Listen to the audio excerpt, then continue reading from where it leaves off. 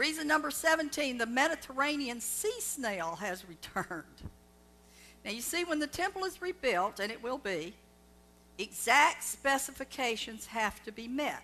There's a blue or purple dye that was used, and it came from a little sea snail in the Mediterranean. And it took 12,000 of these little boogers to make one thimbleful of this blue tecolette dye. You remember Lydia? She was a seller of what? That's how she got so rich. She was over there milking sea snails. Seriously, though, that was her industry. And they would crush them and get this dye. And 1 pound of cloth in this dye in today's standards would be worth $30,000.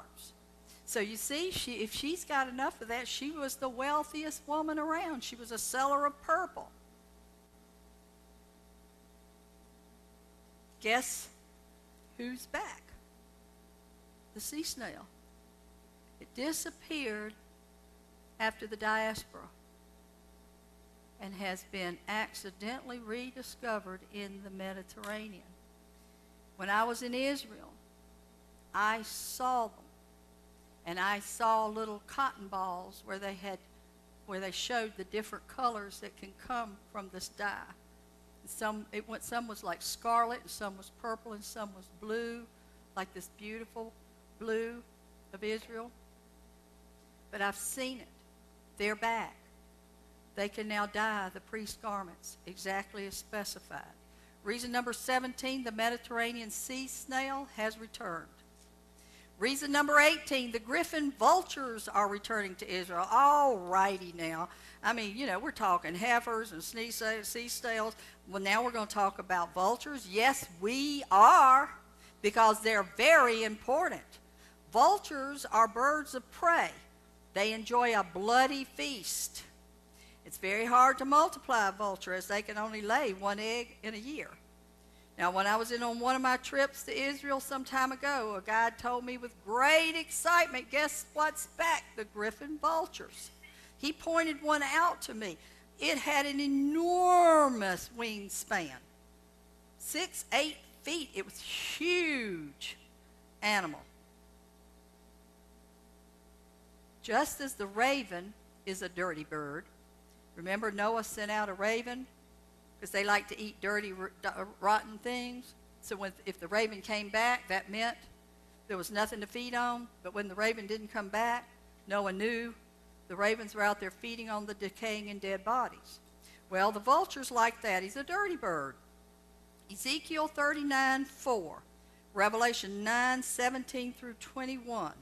And you can read all about these things in your textbook on the Brink of the Rapture.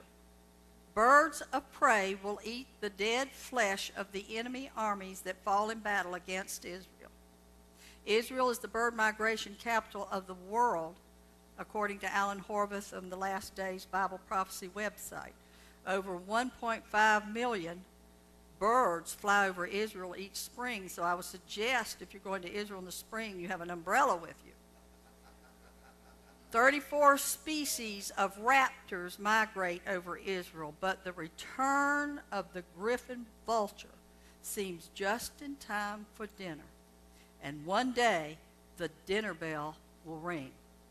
Reason number 18, the griffin vultures are returning to Israel. Reason number 19, oh, I love this. Even science is proving the Bible. The Levites are being located and identified by their DNA. Who were the Levites? That was the priestly tribe. They took care exclusively of the temple. They didn't fight like the other tribes. They didn't have tribal territories. They were sustained through the tithes that were given into the temple.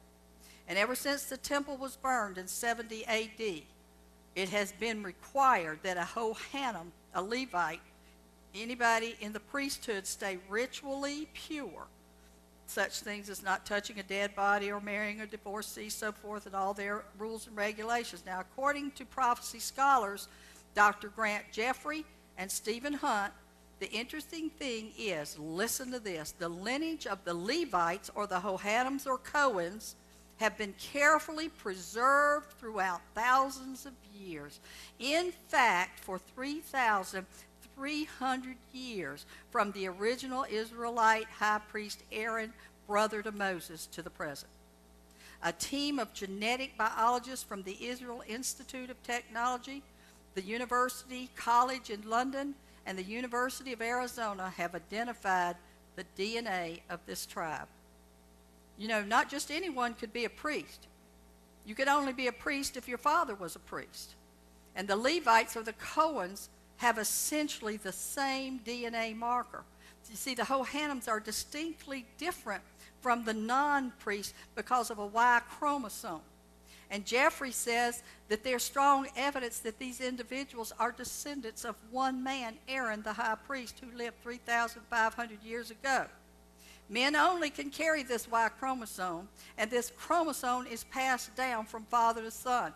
It is estimated that 5% of the 350,000 Jewish men worldwide are descended from this tribe. The DNA of this tribe is different from other Jews. And I believe this was God's way of making sure that when it came time for a priest to be in the newly rebuilt temple, that only a Johannam, a Cohen, could go in there as the priest. And they can now be legitimately identified as a Levite. Reason number 19, the Levites are being located and identified by DNA. Reason number 20, the Sanhedrin has returned. The Sanhedrin was and is the highest legal tribunal in the land of Israel. Recently, the Sanhedrin was launched in a unique ceremony in Tiberias, only the second of its kind in 1,200 years. 71 rabbis received special rabbinic ordination as specified. The Sanhedrin will convene monthly and issue rulings on certain issues. This is a duplicate of the Sanhedrin which convened during the time of the Second Temple when Jesus was on earth. The group is discussing, listen to this, the creation of a Jewish monarch in the state of Israel, a king, and temple worship preparations.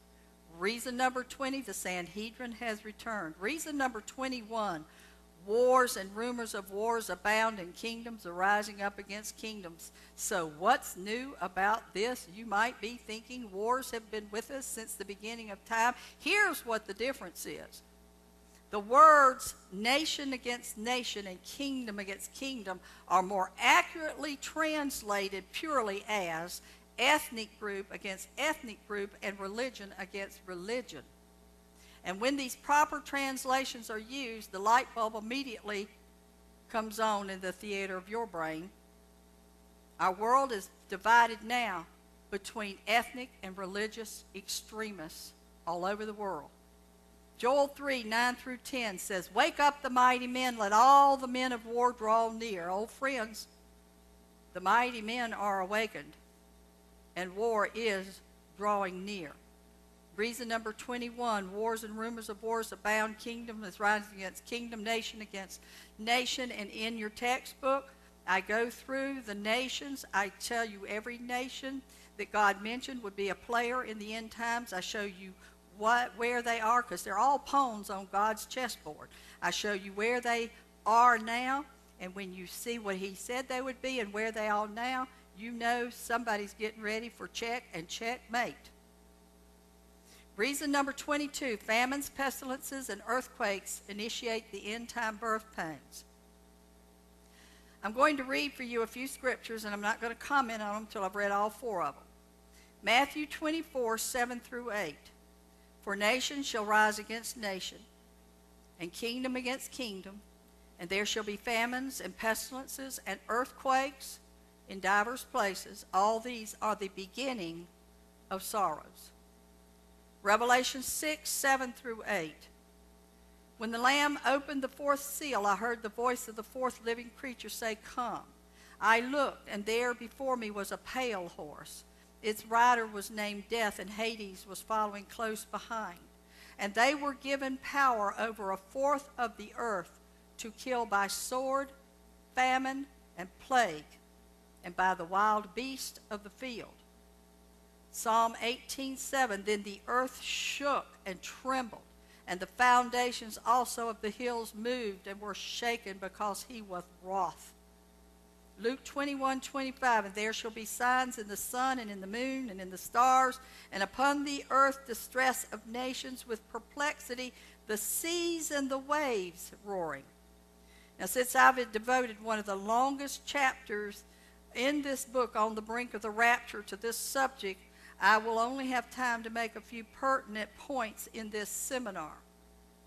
Point 1, as I've already told you, Hal Lindsey points out that kingdom against kingdom, nation against nation, is more accurately translated as ethnic group against ethnic group and religious group against religious group. Is this not what we see in the world today? Since 9/11, we see the Arab world against the rest of the world. We see Islam against Christianity and Judaism. Point 2, plagues by beasts of the field